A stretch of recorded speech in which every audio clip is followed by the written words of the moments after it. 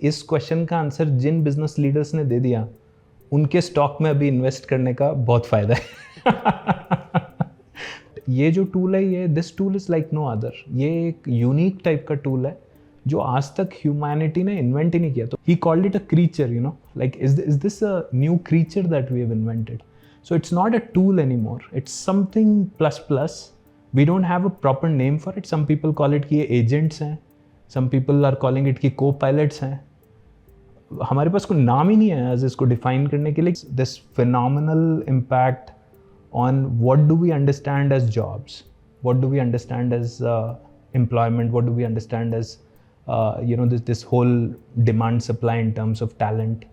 And what do we understand in terms of knowledge work? Have this blue collar jobs, and then when you have mechanization, you can move them towards, say, white collar jobs, and you do have a collar there to move to. But if you do disrupt this white collar jobs, there is no collar left. Which collar are you going to?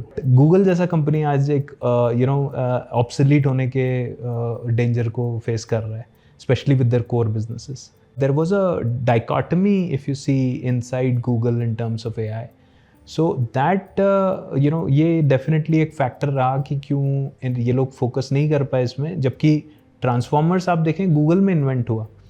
Google का ही data भी एक contention ये है, जैसे मीरा मूर्ति सो उन्होंने एक interview में बोला या बोलते बोलते रह गई कि यूट्यूब डेटा पे शायद ट्रेन हुआ है ये जो उनके मॉडल्स हैं। वो बेचारे डर गए, उन्होंने अपने नए मॉडल का नाम 4O रखा, 5 नहीं रखा, क्योंकि उनको मालूम है कि 5 पे तो expectations are very very very high. This DeepMind has done a very good job. DeepMind ने अल्फा फोल्ड करके, there is a protein folding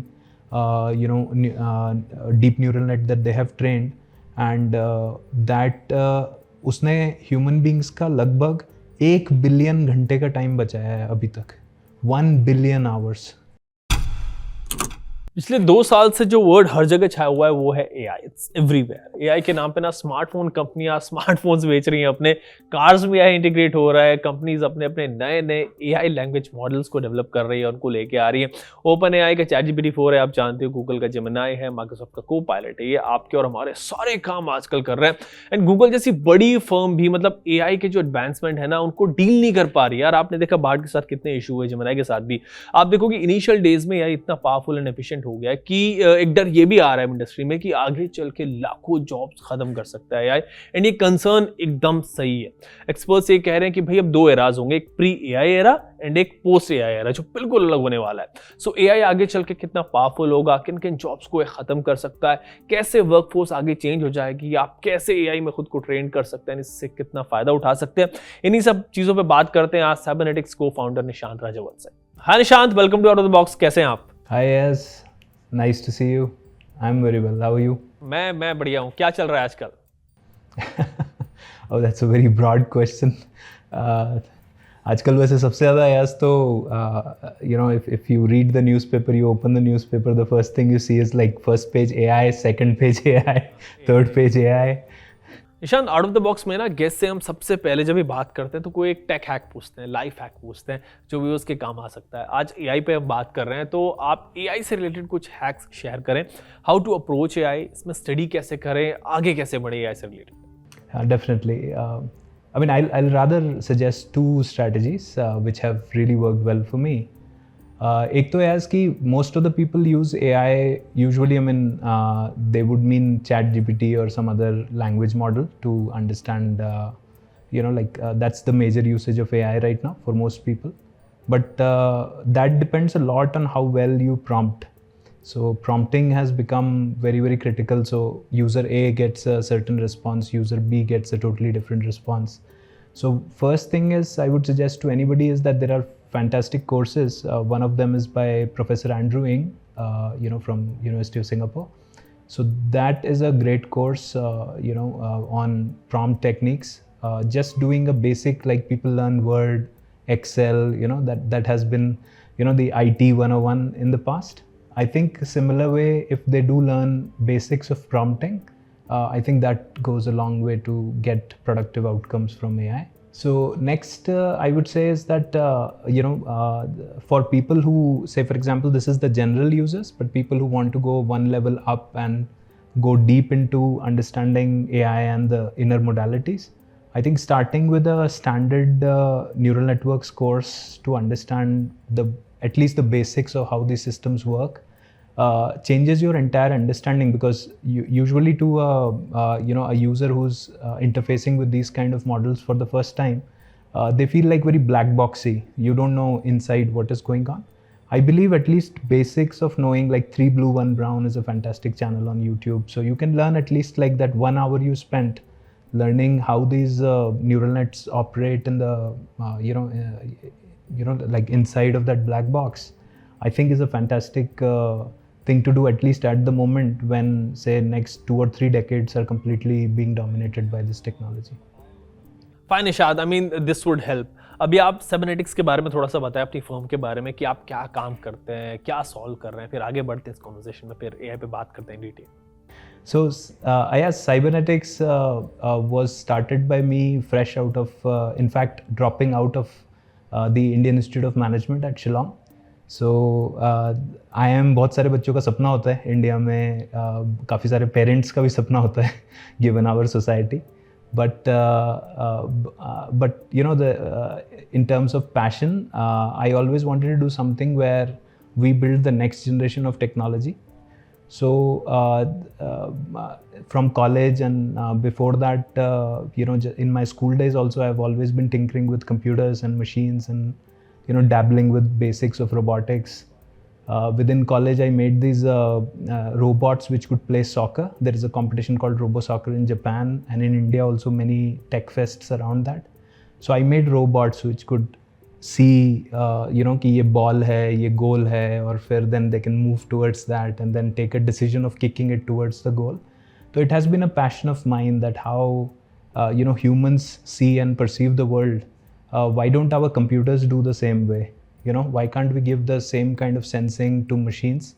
And in a way, that is the next evolution also of computing. If you see basic computing substrate, the next level of evolution itself is to start more complicated pattern matching, which basically could be thought as machine learning or some of those next level operations.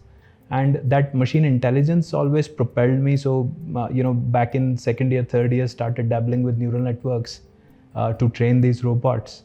And then was one of the 2 students worldwide to get selected for this IET International Scholarship. So that really gave me a chance to, break through in this field of machine learning, because my professor in my research was Professor A.N. Vanatsanopoulos, who's one of the topmost professors of machine learning at the time, within the likes of Geoffrey Hinton and all these fathers of AI. So that research actually eventually culminated into Cybernetics, because Cybernetics started with this idea that can we give vision and intelligence to machines, especially if you see today computers are all around us. We have them in our pockets, we have them on our walls, we have them in our cars, we have them on our wrists. So while if you see the smartphone, आप देखेंगे कि इसमें we have made a lot of progress. Like today I can order a car, I can order a ride on it. I can also order food on it if I require. I can take photographs, I can communicate with my loved ones. So there is a lot of utility. But ये जो screens आप देखेंगे जो जैसे classrooms में, meeting rooms में, all around us, यहाँ पे ये रेवोल्यूशन हुआ नहीं है. तो यही चीज़ मेरे को देखने को मिला.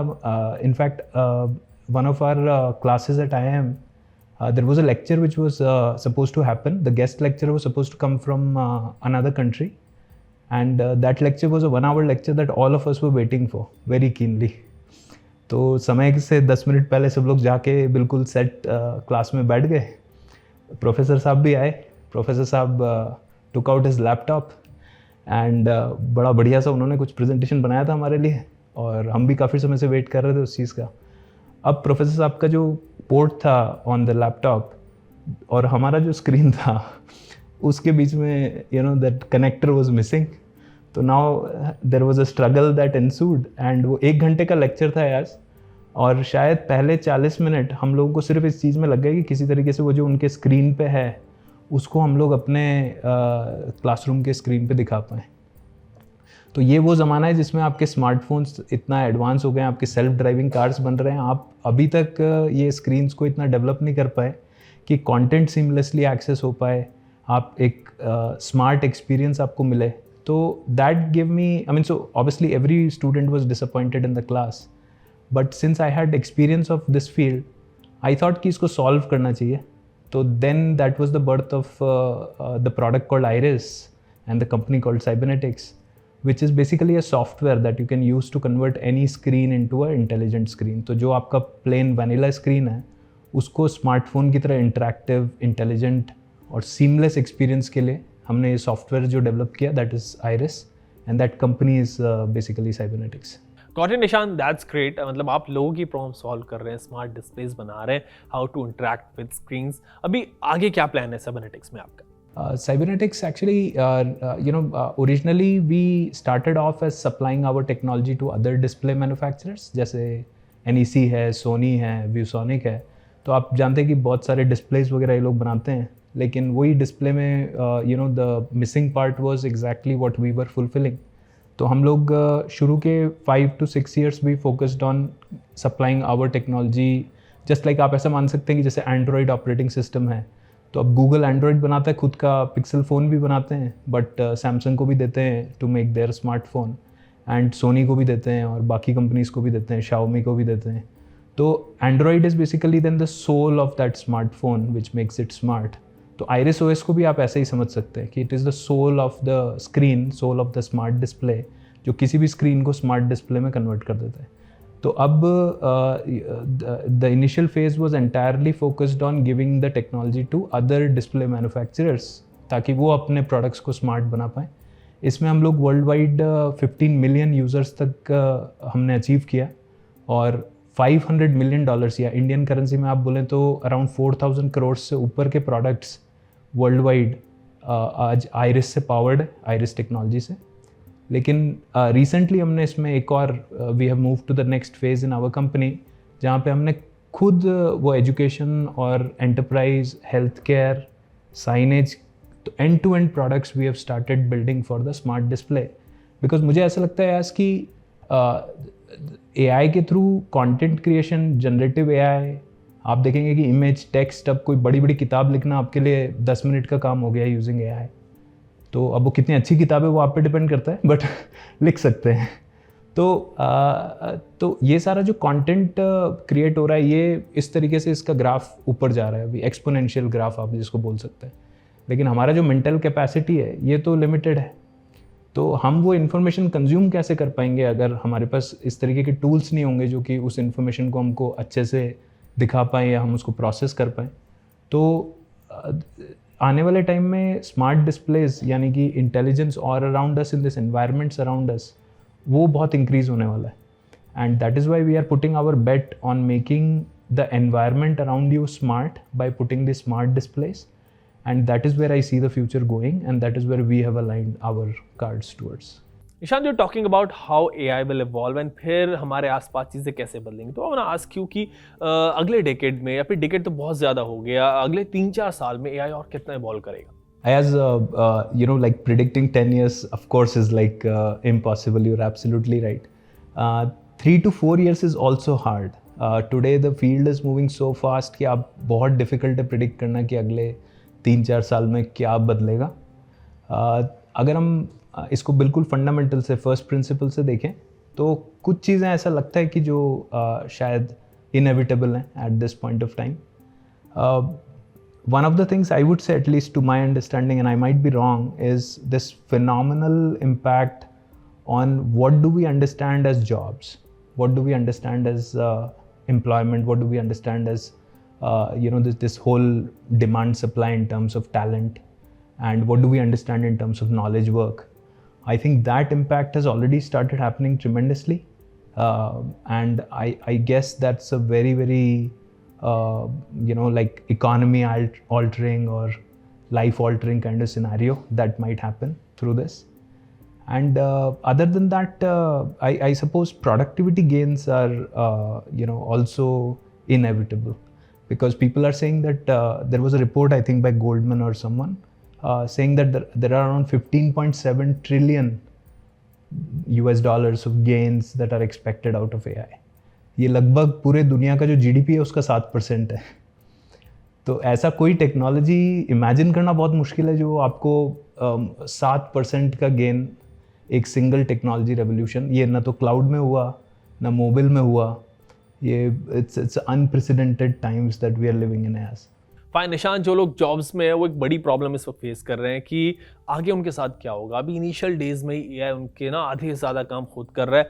आपने भी कहा कि जॉब्स एम्प्लॉयमेंट से हम क्या समझते हैं, understanding of jobs and employment, ये सब कुछ बदल जाएगा अगले कुछ वक्त में. सो लोगों को लगता है कि एआई आने वाले वक्त में उनकी जॉब्स खा जाएगा. कंटेंट क्रिएशन हो, कंटेंट राइटिंग हो, ग्राफिक डिज़ाइनिंग हो, कोडिंग, ये सब कुछ एआई कर रहा है. मेरे एक दोस्त है, उसका एग्जाम्पल मैं आपको पहले भी दिया, मैंने अब फिर दूंगा आपको, कि भाई ही सेज कि I'll go for things that are valued. I'll take a builder as a profession. Restaurant लगा लूंगा मैं, क्योंकि बिल्डिंग एआई नहीं बना सकता, खाना एआई नहीं बना सकता. मतलब ये सोच हो गई लोगों की. What you have to say on this?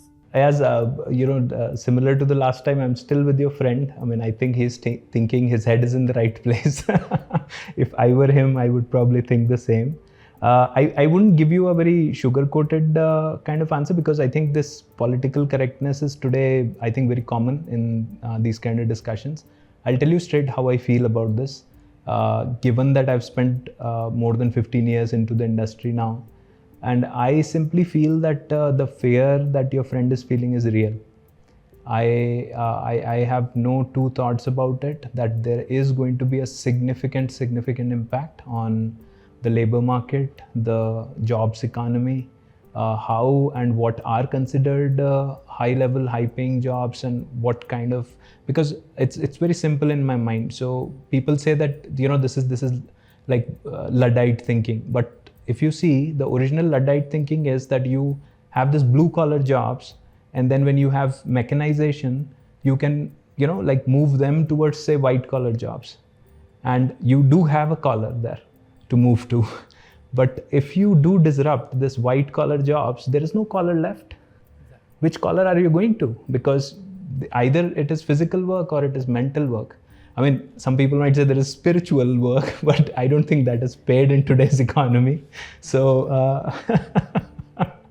so that's how I feel about it. Exactly बड़ा घबराए हुए हैं एआई को लेके लोग. निशांत, कंसिडरिंग कि ओपन एआई सोरा लेके आ रहा है, माइक्रोसॉफ्ट वासामन अनाउंस कर रहा है, so how do you imagine the future कि अगले 3-4 साल में हमारे आसपास क्या चल रहा होगा? सो एक तरीका तो इसको सोचने का, ये जो जैसे हमने एक टूल की तरह इसको डिस्कस किया कि आपका कोई स्क्रू ड्राइवर है, तो आपका जो इननेट एबिलिटी है एज अ ह्यूमन, उसको इन्हांस करता है.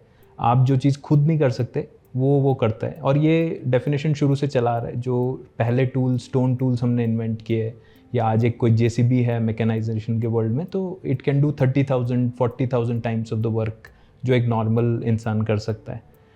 ये मेंटल वर्क में कुछ उस तरीके का एक टूल है जो कि आपका प्रोडक्टिविटी बढ़ाता है. But at the same time there is this other side of the coin also, that ये जो टूल है, this tool is like no other. ये एक यूनिक टाइप का टूल है जो आज तक ह्यूमैनिटी ने इन्वेंट ही नहीं किया. तो अगर आप if you ask me, I would put all the tools that we have invented, आज तक जितने टूल्स इन्वेंट हुए हैं उनको 2 बॉक्सेस में रखेंगे. एज एक बॉक्स ये जिसमें स्टोन टूल से लेके, स्क्रू ड्राइवर से लेके, प्रिंटिंग प्रेस से लेके, इवन कंप्यूटर्स को मैं उसी बॉक्स में डालूंगा. Even JCB, even weather it is a mental tool, physical tool, all of them I will put in that one box. And this tool I would put in this separate box, and I tell you the reason why. Because all the tools that we have invented so far did not have this one component which we can call as agency. What I mean by that, agency ऐसा हो गया जैसे कि वो tool क्या आपके साथ participate कर रहा है आपके गोल्स को अचीव करने में. आज जैसे एक स्क्रू ड्राइवर है, उसने नहीं पता आपने वो स्क्रू क्यों कसना है, उसने नहीं पता कि वो आप उससे गाड़ी बना रहे हैं या आप उससे कोई इलेक्ट्रिकल का कुछ काम कर रहे हैं, या वो that agency is not there in that tool. But ये जो टूल है, as this is the first tool, ये पहला टूल है जो हमने इन्वेंट किया है जिसके अंदर agency is built into it. ये जानता है आप क्या करना चाह रहे हैं, ये जानता है आपके गोल्स क्या हैं और आपको क्यों मैटर करते हैं. I am not talking from the feelings perspective, इसको कोई फीलिंग्स नहीं है हो सकता है उसके प्रति, बट ये it can help you achieve those goals. आपके साथ एक पार्टनर की तरह, या जैसे माइक्रोसॉफ्ट टर्म यूज़ करता है को पायलट अपने प्रोडक्ट्स के लिए, तो वो सही टर्म्स हैं because it is kind of participating with you to achieve the goals.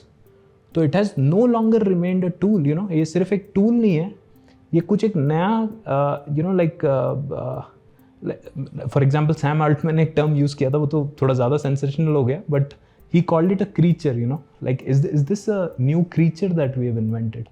So it's not a tool anymore, it's something plus plus. We don't have a proper name for it. Some people call it कि ये agents हैं, some people are calling it कि co-pilots हैं. हमारे पास कोई नाम ही नहीं है as इसको डिफाइन करने के लिए कि अगर एक टूल में अगर एजेंसी या रीजनिंग आ जाती है तो वो क्या बन जाता है। लेकिन आप ये सोचिए कि मतलब इतना कटिंग एज पे हैं हम कि we are yet to name it, you know, and that is why all this, you know, the future predictions become so difficult based on this. Fine निशान, इस वक्त ना दो तरीके के लोग हैं। एक तो वो हैं जो कहते हैं कि भाई एआई आएगा तो प्रोडक्टिविटी जो हमारी वो बढ़ जाएगी, काम और स्पीड से होगा, we would be able to diversify. जैसे कंप्यूटर जब आया था ना तो सबको लगा था कि भाई सबकी जॉब्स गई, but eventually it created new jobs, new opportunities. So ऐसा होगा। एंड कुछ लोग हैं जिनको एआई के बारे में भी मतलब आइडिया ही नहीं है about it capabilities, they are still unaware. Also अभी अगर हम देखें ना तो लोग ChatGPT, Copilot, Gemini या फिर कुछ फोटो एडिटिंग टूल्स जो उनको यूज़ कर रहे हैं, या तो एआई के नाम पे फोटो एडिट कर रहे हैं या फिर कंटेंट क्रिएट कर रहे हैं। कोडिंग मतलब जो हो रही है वो भी हो रही है, जस्ट बेसिक हो रही है, काम ही कर रहे हैं। इवन एआई फर्म्स भी चैट जीपीटी या फिर सोरा जैसे टूल्स ही लेके आए हैं अभी। सो क्या अभी एआई की पूरी पोटेंशियल का आइडिया लोगों को नहीं है? इवन फर्म्स भी अभी ऐसे टूल्स नहीं लेके आ सकी जिससे मतलब समझ आ सके कि what is the potential of AI, मतलब real potential of AI. There's a brilliant question, Ayaz, actually. This is right in the bullseye. यही exactly आप ये मान सकते हैं कि इस क्वेश्चन का आंसर जिन बिजनेस लीडर्स ने दे दिया उनके स्टॉक में अभी इन्वेस्ट करने का बहुत फ़ायदा है। तो but it's a brilliant way to put the question around. My personal thoughts around this would be like, अगर एज एक सिंपल वे में अगर एक लाइन ड्रॉ करें हम लोग कि ये 0 है और ये 100 है और इतना इम्पैक्ट इन टूल्स का होने वाला है, और आज हम लोग जो ये टेक्स्ट और इमेज जनरेशन टूल्स पे हैं, I would put it like probably at step 1 और इवन लोअर। तो ये पूरा इम्पैक्ट जो है ये अभी आना बाकी है इसमें। ये this is the impact that we are thinking is something that we are yet to experience. ये प्रोडक्टिविटी और लाइफ के जो दूसरे एस्पेक्ट्स हैं उसमें जो गेन्स इसके थ्रू होने वाले हैं, वो अभी पूरा that entire unfolding is pending. It's still yet to be either invented or yet to be productized. तो इसको हम ऐसे मान सकते हैं, एक बहुत बढ़िया इसमें एग्जाम्पल है कि जिस इंसान ने रेफ्रिजरेशन का इन्वेंशन किया था, तो refrigeration was a technology which say for example could have been consumed in multiple ways. बहुत सारे उसके तरीके थे कंज्यूम करने के। उनको जितना फ़ायदा हुआ उससे कई ज़्यादा फ़ायदा हुआ कंपनीज जैसे कोका कोला वगैरह को। तो ये जो आज $1 बिलियन कंपनीज बनी है इसलिए बनी क्योंकि इन्होंने वो कोर टेक्नोलॉजी लिया और उसको प्रोडक्टाइज़ किया। प्रोडक्टाइज़ करने को हम ऐसे समझ सकते हैं कि उस एक कोर टेक्नोलॉजी जिसके कई सारे पोटेंशियल हैं, अभी तो you know that is very what you can से जनरल पर्पस टेक्नोलॉजी, उसको आप लें और लोगों के अलग अलग जो प्रॉब्लम्स हैं या ब्लॉकर्स हैं या बॉटलनेक्स हैं उनमें उसको अप्लाई करें आप।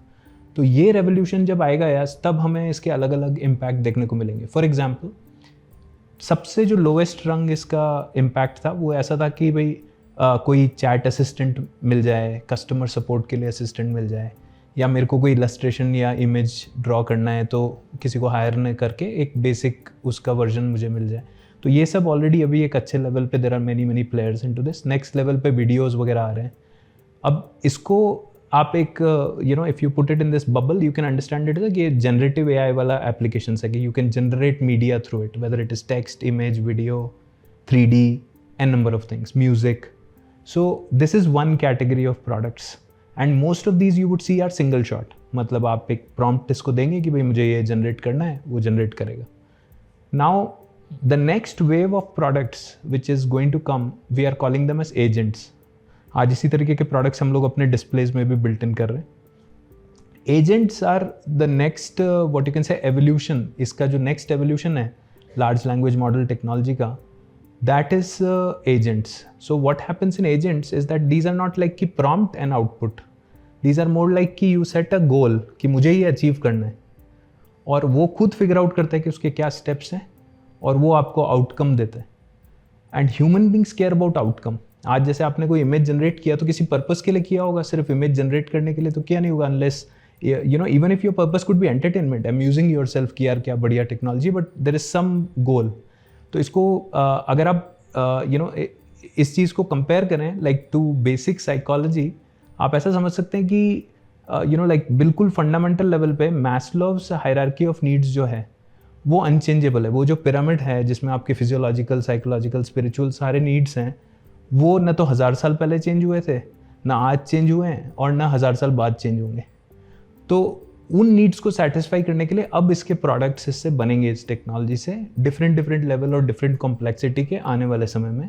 और ज़्यादातर एरियाज लाइफ के, if not all, most of the areas in our life as we see them today are going to be disrupted. That includes how we teach, how we learn, how we do meetings, teamwork, collaboration, how we live in our houses, living spaces में क्या आपको intelligence मिलता है, how we drive out on the roads, how we do all of these things.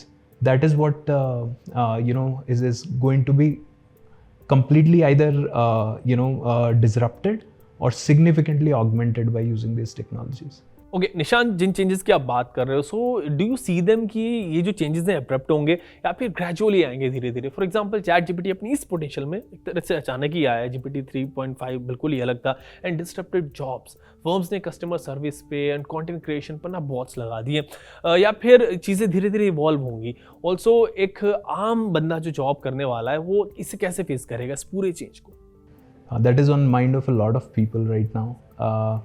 A personal opinion on this, Ayaz, would be that this majority of these changes might come abruptly.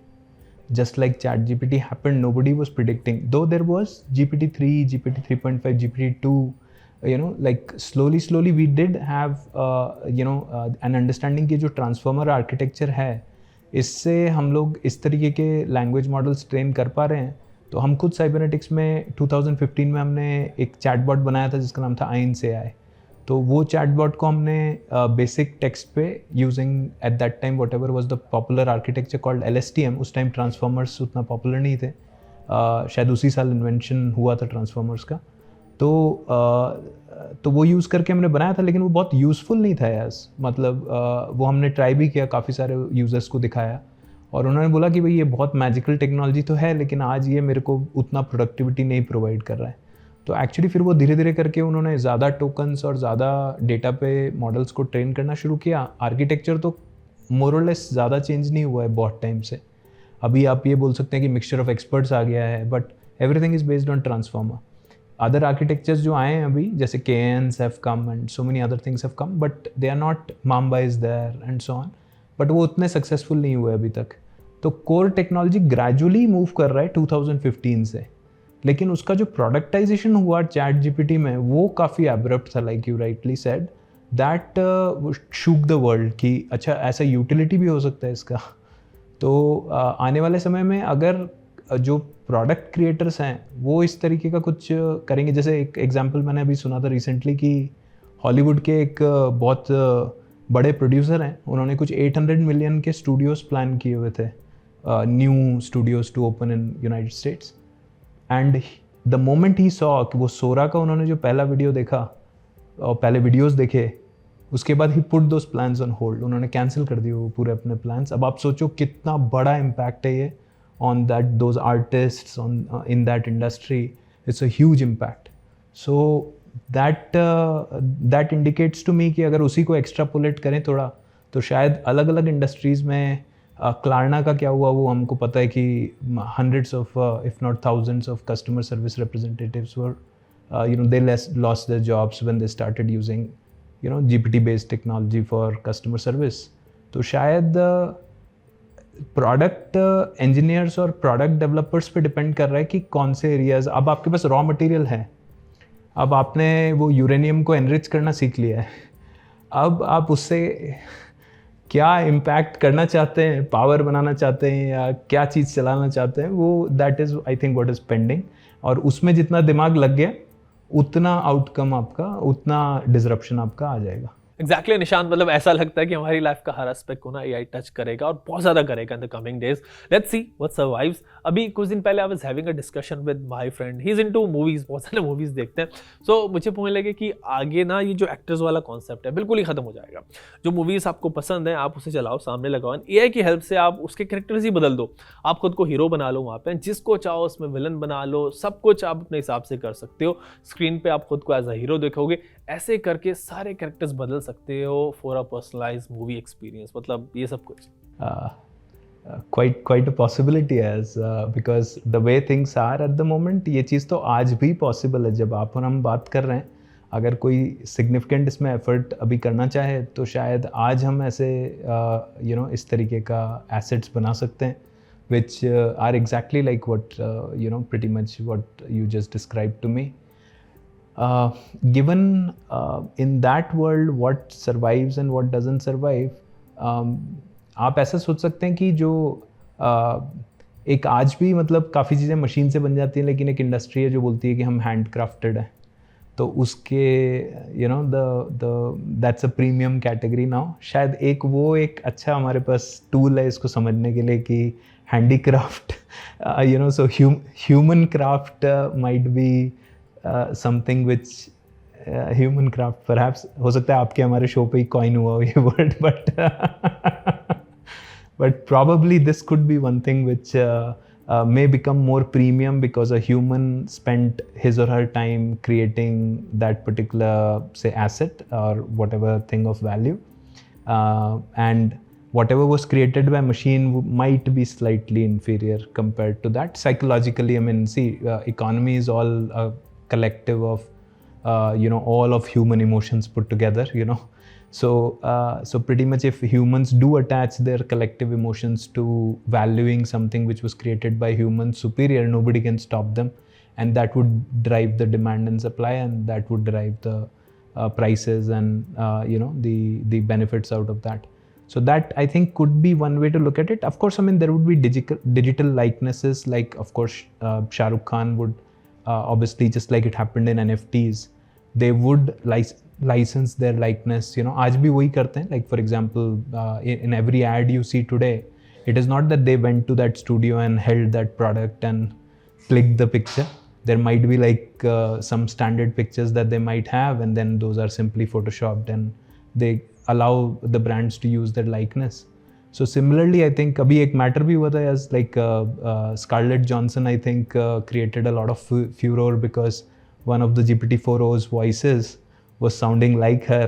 So I think that gives us an indication कि people will do things to protect their likeness in the world that we are getting into. Nishant, बड़ी intense and interesting conversation हो रही है अभी भी। So इस पर I would like to ask कि अगले 2-3 साल में what are the things that you are most excited about in AI?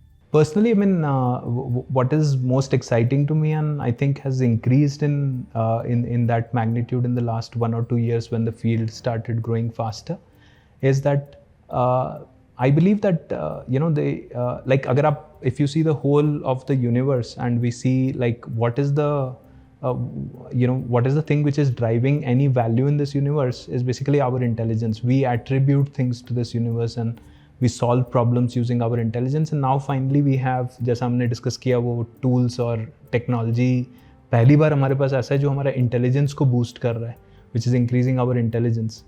तो शायद इससे कुछ ऐसे आयाम खुलेंगे आज जिसमें हम वो चीज़ें कर पाएंगे जो हम आज तक नहीं कर पाए, और वो बहुत एक्साइटिंग है. अगर आप उसके बारे में सोचें, ये इसके इम्प्लीकेशंस बीमारियों को लाइक कई सारे ऐसे डिजीज़ेज़ हैं जो हम अभी तक सॉल्व नहीं कर पाए. Alpha this DeepMind has done a very good job. DeepMind ने अल्फ़ा फोल्ड करके, there is a protein folding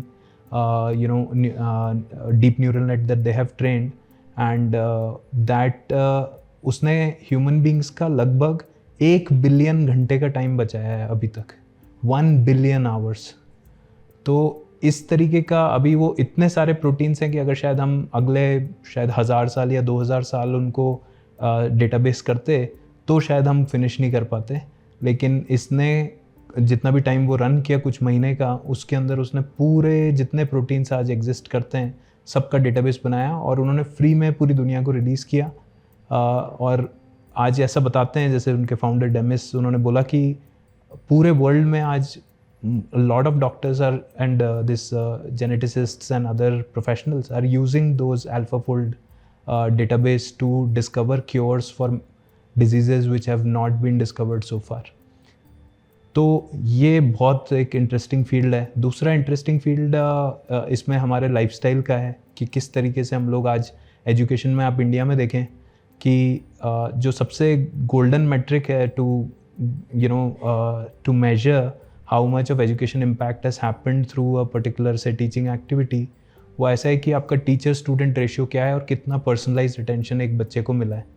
US में कुछ स्टडीज़ हैं जिसमें ये दिखाया है कि एक एवरेज क्लास में ज़्यादा पर्सनल अटेंशन देने से और एक intelligent like higher level scoring class में कम अटेंशन देने से the average class actually outperformed the superior scoring class.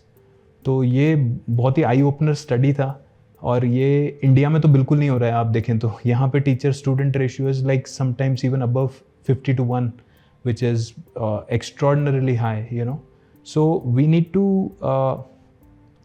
fix that problem. But आज कैसे करें? आज क्या हम लाखों टीचर इमीडिएटली ट्रेन कर पाएंगे जो कि ये हर गांव में जाके ये वाला प्रॉब्लम सॉल्व करेंगे? तो that looks like a pipe dream at this moment. But if you see, using AI, we can actually give personalized tutoring to every single child out there and at scale and without incurring a huge amount of cost. Technology generally is deflationary, so ये cost effective scale up तरीका है to prepare the next generation of our country also, so and worldwide for that matter. So these are the kind of things which otherwise were not possible, have been made possible by this technology. Khan Academy के CEO हैं, founder हैं, Sal Khan, उन्होंने अभी एक recent there was a interview by him where he is also pretty much very very excited about the potential of how this technology now finally can fulfill his dream also, that every underprivileged kid could also be provided quality education. तो इस तरीके की चीज़ें हैं.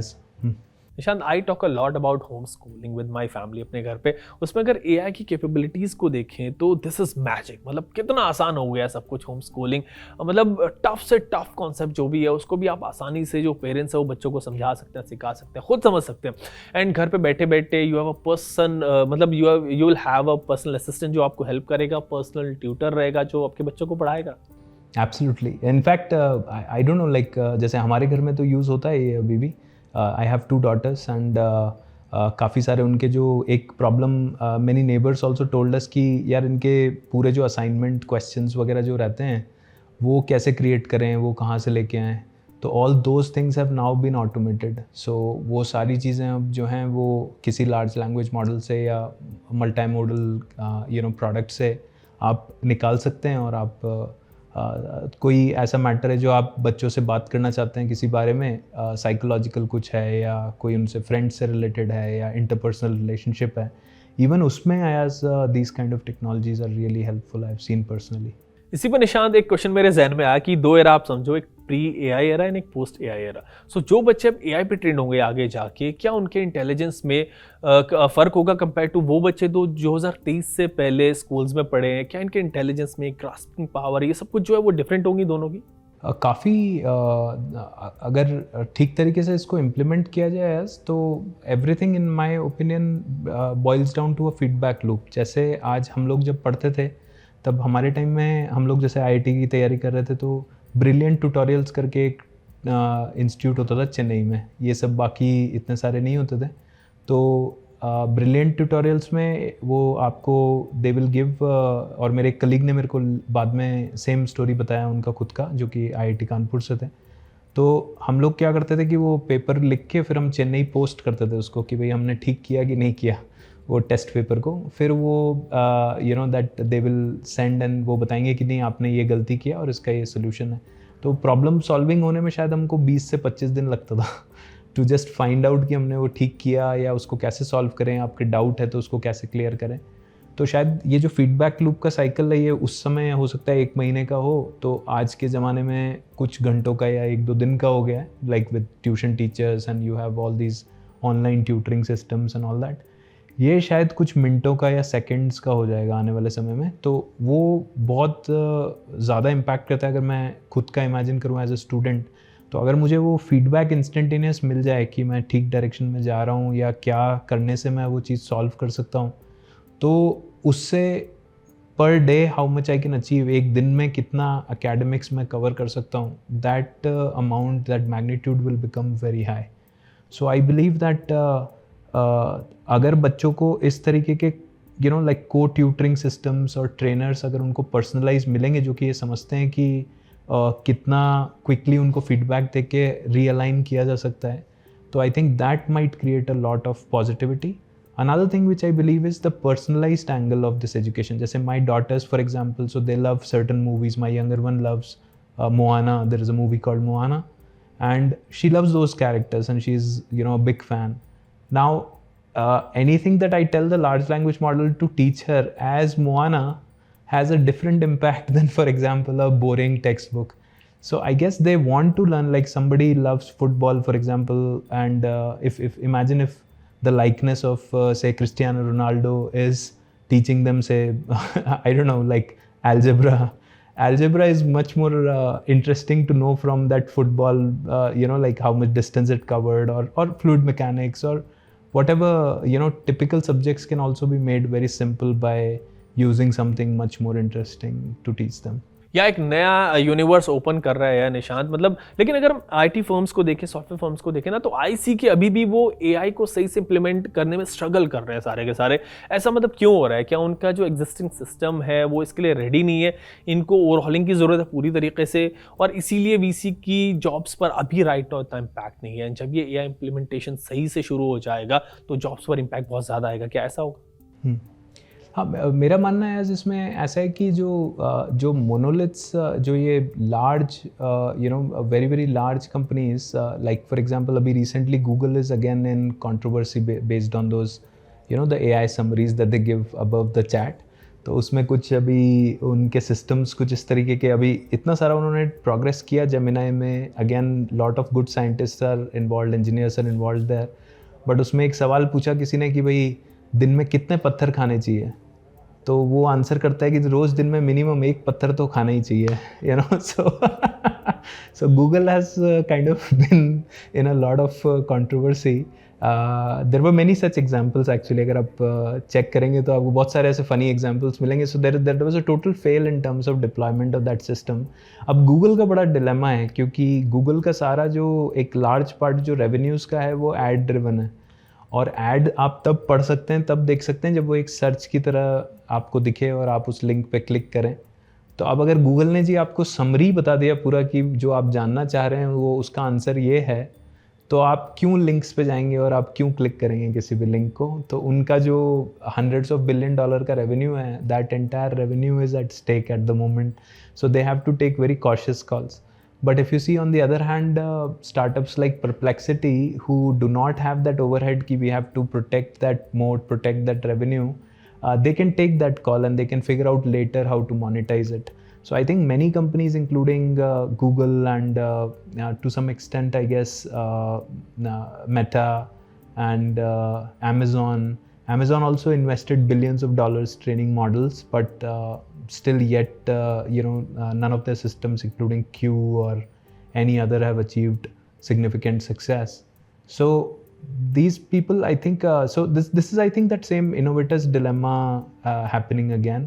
Like what happens is the incumbents would always have their own set structure, rigid structures, and slowly they will be demolished. So I would be very surprised actually going forward if the next large set of companies come from this existing FANG or this existing group.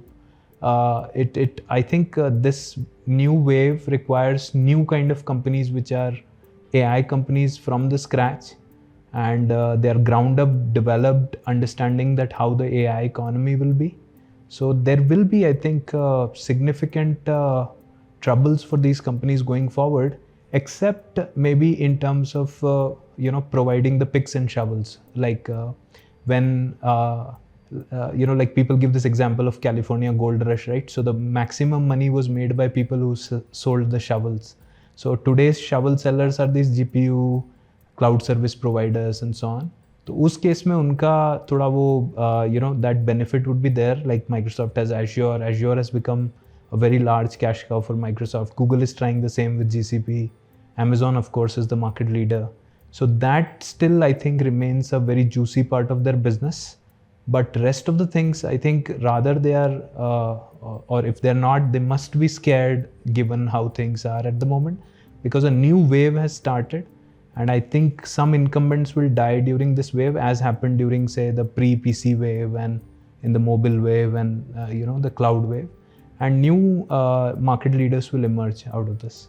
Nishant, एक चीज़ मेरे समझ नहीं आया कि Google यार क्यों इतना पीछे रह गया एआई में, क्यों कोप अप नहीं कर पाया। बार्ड को मतलब इतना जल्दबाजी में इन्होंने लॉन्च किया, उसमें इतने लूपहोल्स थे, इतनी दिक्कतें थी। अभी उसको रीब्रांड इन्होंने जेमिनाई कर दिया है, वो भी इतना इफेक्टिव नहीं है, उसमें भी इशूज़ है। GPT-4 या फिर इवन GPT 3.5 को अगर हम देखें तो वो ज़्यादा बेहतर है जेमिनाई से।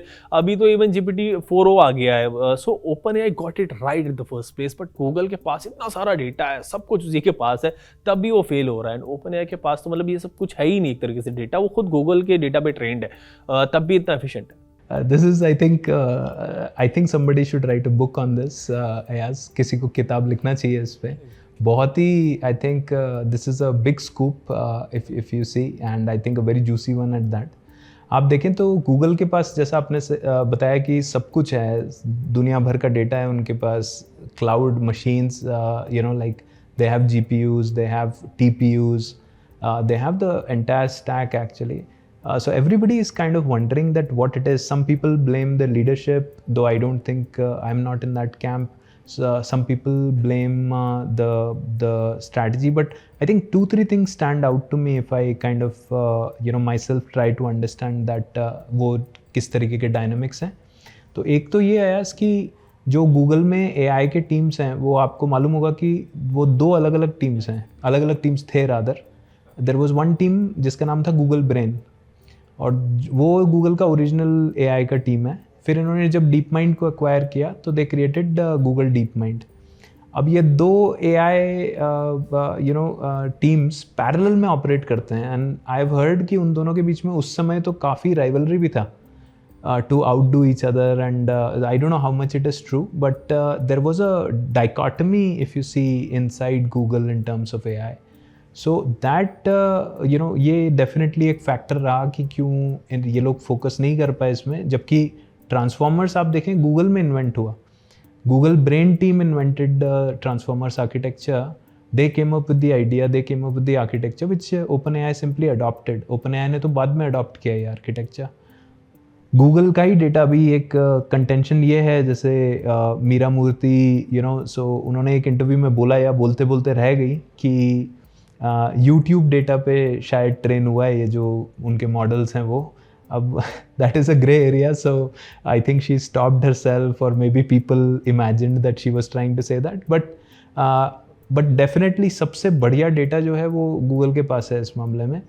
अब एक तो मैंने आपको सर्च वाला पॉइंट बताया कि भाई किस तरीके से अगर हम आंसर ही जनरेट कर देंगे तो हमारे लिंक्स पे कौन क्लिक करेगा, तो वो एक बहुत बड़ा क्वेश्चन है जो भी लीडर गूगल का, क्योंकि एट द एंड उनको तो शेयर होल्डर्स को रेवेन्यू दिखाना है, उनको दिखाना है कि कितना ग्रोथ हुआ है, उनको दिखाना है कि कितना वो डिविडेंड दे पाएंगे। तो those things I think become very difficult अगर आप पूरा अपना बिजनेस मॉडल ही ट्रांजिशन करते हो। तो brave leaders actually do that. If you see Satya Nadella actually did something very similar to Microsoft. उन्होंने बोला कि भाई हम ऐसा नहीं है कि अपने इकोसिस्टम में लॉक इन रखेंगे हर चीज़ को, हम एज्योर को ज़्यादा फोकस देंगे, विंडोज़ को भी क्लाउड में लेके आएंगे, और हम हमारा सॉफ्टवेयर सभी को देंगे यूज़ करने के लिए, और हम भी दूसरों का सॉफ्टवेयर यूज़ करेंगे अपने इकोसिस्टम में, जो कि बहुत डिफरेंट था स्टीव बामर जिस तरीके से माइक्रोसॉफ्ट चलाते हैं उससे। तो दैट आई थिंक रिजल्टेड, अब आप देखें उनका मार्केट कैप तो it has become like multiple times, may be 10x more than when Satya took over. Similar thing I would से Shantanu Narayan did for Adobe. So when Adobe was a single time, उनको software अपना cell करते थे, उससे उनको revenue आता था, piracy बहुत था। शांतनु ने ये कॉल लिया, उन्होंने अपने शेयर होल्डर्स को बताया कि हम लोग शायद अगले 1 या 2 साल में उतना रेवेन्यू ग्रोथ नहीं कर पाएंगे, आप मुझे ब्लेम करना चाहें आप करें, बट हम सब्सक्रिप्शन मॉडल पे मूव करेंगे। कस्टमर्स ने भी बहुत ज़बरदस्त इसमें उनको अपोज किया, लेकिन brave leaders actually then they foresee the future, उन्होंने वो ट्रांजिशन किया और वो करने के बाद आज Adobe का market cap is like much higher than what it used to be before, and piracy has also come down very like much lower than what it was, because अब आप cloud service है तो कैसे piracy करेंगे. तो शायद Google को कुछ ऐसी चीज़ की ज़रूरत है जो आज कुछ स्ट्रॉन्ग डिसीजंस वहाँ लिए जाएं जो कि उनके एग्जिस्टिंग बिजनेस मॉडल से बहुत डिफरेंट हैं, और उन बिजनेस मॉडल्स उनको इम्प्लीमेंट करके and then it can become a new Google. एक नए गूगल की ज़रूरत है. पुराना गूगल जो है वो शायद ये जो जिन टाइम्स में हम लोग या तो आ चुके हैं या जाने वाले हैं इन द नेक्स्ट डेकेड, उसके लिए शायद it is a company which is teetering on obsolescence. शायद गूगल जैसा कंपनी जो कि अगर मैं 5 साल पहले आपसे बोलता तो आप शायद यकीन नहीं करते, बट गूगल जैसा कंपनी आज एक ऑब्सोलीट होने के डेंजर को फेस कर रहा है, specially with their core businesses. Exactly, even I think कि गूगल काफ़ी पीछे रह गया and it will cost Google a lot. Nishan, AI में अब नेक्स्ट रिवॉल्यूशन की बात अगर करें तो it would be artificial general intelligence. So AGI से अभी हम कितना दूर हैं? जब हिंटन ने गूगल से रिजाइन किया था तब उन्होंने भी कहा था कि एजीआई को लेकर काफ़ी कंसर्न उन्होंने जाहिर की थी कि it can destroy humanity. So AGI तक पहुंचने में कितना वक्त लगेगा अभी? AGI is a very controversial topic as at the moment in the world. Everybody has different opinion actually. So जो सबसे इसमें मज़ेदार बात है वो ये as कि आज से जस्ट 2 या 3 साल पहले ये सर्वेस एक्चुअली हर साल ऐसे सर्वेस होते थे जिसमें आप ये प्रिडिक्ट करते थे, पूरे वर्ल्ड के जो सबसे रिनाउंड PhD और साइंटिस्ट्स हैं वो ये प्रिडिक्ट करते थे कि भाई जनरल इंटेलिजेंस कब आने वाला है. तो उसका जो सबसे एग्रेसिव प्रिडिक्शंस होते थे वो कुछ 2049, 50 इस तरीके के होते थे. आज वो प्रिडिक्शंस ऐसे होंगे कि अगले 12 महीने में आने वाला है, अगले 24 महीने में आने वाला है. तो कई सालों से उसमें कोई चेंज नहीं हुआ था. ये अभी रिसेंट फिनोमेना है कि हम ऐसा बात करने लगे हैं कि we are close to artificial general intelligence. या GPT-4 जब आ रहा था ना तब ओपन एआई ने आई थिंक ये बोला था, सैम ऑल्टमैन ने, कि GPT-5 would be based on AGI. Yes. और वो बोलने की वजह से इतना वो हाइप हुआ है आज कि वो बेचारे डर गए. उन्होंने अपने नए मॉडल का नाम 4O रखा, 5 नहीं रखा, क्योंकि उनको मालूम है कि 5 पे तो expectations are very high. That is true. I believe शायद इस वक्त जो हम लोग देख रहे हैं, जो ये पूरा on the online and in the public communication, what we are seeing right now is more of a like it ये help करता है AI companies को, especially जो लोग foundational models बना रहे हैं, कि वो इस टेक्नोलॉजी का थोड़ा हाइप अपना बना के रखें. तो इसलिए I think it is in their favour अगर वो इसमें फियर मॉन्गरिंग करते हैं, अगर वो बोलते हैं कि भाई इससे पूरा like there is a danger to the world और इसमें सेनेट बैठना चाहिए और इसमें लॉज बनने चाहिए. तो हम लोग ऐसे सोचते हैं शायद प्राइमा फेसी की बहुत अच्छी बात है कि मतलब बहुत अच्छा बेनिफिशियल चीज़ ये लोग सोसाइटी के लिए बोल रहे हैं, जो कि माइट बी ट्रू. बट उसके अलावा I think there is a significant vested interest also there, because you do want to create a lot of hype to drive investment around the technology. So that might also be at play there, where we may not be, हम लोग उतना पास नहीं होंगे शायद artificial general intelligence के अभी, because in essence हमने जो किया है एज जितना, अगर मैं इसको बहुत सिंपल वर्ड्स में बोलूँ तो आपने एक जिप फाइल बनाया है पूरे इंटरनेट का. तो इंटरनेट पे आज तक हमने जितना डेटा क्रिएट किया उसको आपने एक पर्टिकुलर कंप्रेशन एल्गोरिदम यूज़ करके आपने एक जिप फाइल बनाया.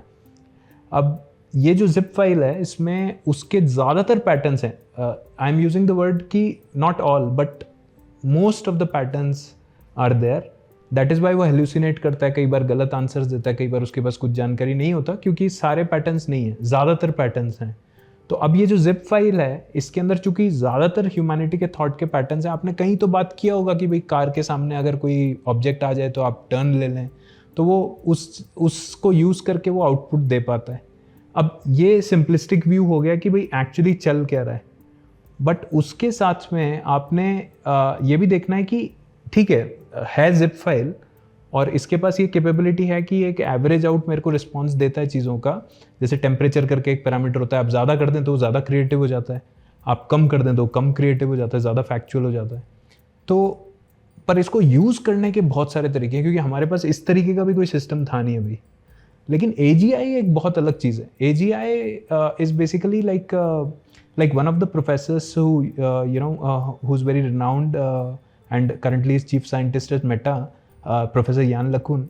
So he says that जैसे एक बच्चा सीखता है अपने environment से, या कोई भी आप एनिमल भी देखें तो that any baby how they learn from the environment, वो चीज़ आज किसी भी लार्ज लैंग्वेज मॉडल में नहीं है. इसको आइडिया ही नहीं है कि क्या एक एनवायरनमेंट या एक लाइफ क्या चीज़ है, किस तरीके से हम एज ह्यूमन अपने एनवायरनमेंट से इंटरेक्ट करते हैं. उसने कुछ पढ़ा है इसके बारे में, क्योंकि इंटरनेट पे इसका जिक्र होगा कई जगह पे, बट उसको खुद की समझ या एक्सपीरियंस नहीं है इस मामले में. तो अभी उन चीज़ों पे एक्सपेरिमेंट चल रहा है. बहुत सारे कंपनीज़ हैं, कुछ कंपनीज़ में OpenAI ने खुद ने इन्वेस्ट किया हुआ है. तो there is work going on at that side. But general intelligence शायद ग्राउंडिंग के बिना एआईज आना बहुत मुश्किल है. मतलब अगर वो एक ऐसा AI आप बनाएं, एक ऐसा आर्किटेक्चर बनाएं जो कि वर्ल्ड में उस तरीके से सीखे जो जैसे एक बेबी सीखता है और वैसे हमारे वर्ल्ड से इंटरेक्ट करे, तो शायद उसको वो कॉमन सेंस बने कि वो एक जनरल इंटेलिजेंस की तरफ इवॉल्व हो पाए. और वो रिसर्च वर्क आज वहाँ है जहाँ पे ये GPT या लार्ज लैंग्वेज मॉडल्स थे आज से 10 साल पहले. तो होना है या नहीं होना है, होना है. It is inevitable. क्या अगले 2-3 साल में हम देख रहे हैं कि we can reach to general intelligence? In my opinion very very difficult. Yeah, thanks Nishant for this insightful conversation. AI से related almost हर aspect हमने टच किया. दो काफ़ी कुछ अभी भी है जो रह गया, like AGI पर कुछ क्वेश्चंस अभी भी मेरे माइंड में है. एंड फॉर deepfakes तो है ही, उस पर बहुत कुछ आपसे बात करनी है, लेकिन इस पर नेक्स्ट टाइम आपसे बात करूंगा. आज के लिए इतना ही रखते हैं इसमें. Thanks a lot. Always good talking to you, as very very good discussion.